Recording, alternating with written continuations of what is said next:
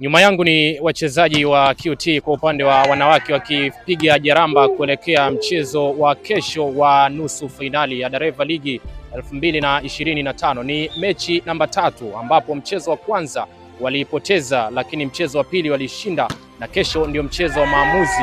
Ikiwa watafanikiwa kushinda dhidi ya JKT, utawapeleka moja kwa moja kwenye hatua ya fainali kwa mwaka huu 2025. Maandalizi yamefana, lakini pia kocha Said Alhaji anazungumza nini kuelekea mchezo huo wa kesho, lakini pia sanjari na hayo wachezaji baadhi wanazungumza nini kuelekea mchezo huo wa kesho ambao utakuwa wa aina yake kweli kweli. Hongera sana kocha Said kwa mazoezi ambayo yanaendelea hapa, na nimetazama vijana wanaonekana wana ari kubwa sana kuelekea mchezo wa kesho.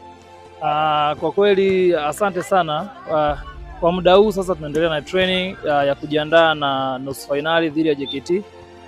Nadhani mpaka sasa game ni 1-1 na game ya 3 ndio itaamua nani atakayeenda kwenye final ambaye anaenda kukutana na Tip A. Kwa jinsi wachezaji wangu jinsi walivyo, na mpaka muda huu tumetrain from Monday up to Friday leo, na imani tuko vizuri zaidi yao. Mwenyezi Mungu awe nasi tusipate watu waliokuwa na injuries. Nadhani mpaka sasa sina injury hata mmoja, wote wako sawa, na imani tunaenda kushinda game ya kesho. Sasa hali ya pressure pengine ipoje, kwa sababu ni mechi ya maamuzi? Ikiwa mtapoteza, maana yake mtatafuta sasa walau kushika nafasi ya 3. Hali ya pressure ipoje kwa namna walivyozungumza na wachezaji wako? Kwa upande wa pressure sidhani kama kuna mchezaji yoyote kwenye timu yangu ana pressure, kwa sababu asilimia nyingi nilokuwa nao hakuna mtu mpya zaidi ya mtu mmoja, na mtu mmoja aliongezeka pia ni experience player.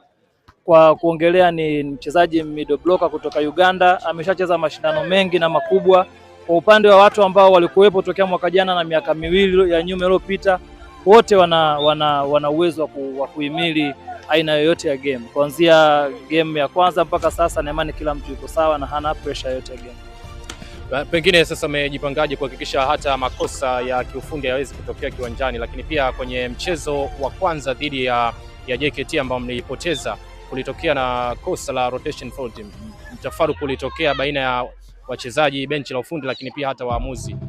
Vipi umeliwekaje sawa hilo kuhakikisha kesho haliwezi kuwa ni moja ya vitu ambavyo vinaweza kuwakwamisha kutinga fainali? Kwa kweli tumejiandaa kama nilivyosema mwanzo. Tumeanza mazoezi tokea Jumatatu mpaka leo Jumanne, mpaka leo Ijumaa, na imani kila kitu ambacho tulichokifanyia makosa kwenye game 1 tumeweza kukifanyia kazi, na ndio maana unaona hata game 2 kwetu haikuwa ngumu sana kupata ushindi. Kwa tulirekebisha baadhi ya vitu na tumeweza kushinda game 2, na imani kwa jinsi tulivyofanya correction ya game 2, na imani tunaenda kushinda game 3.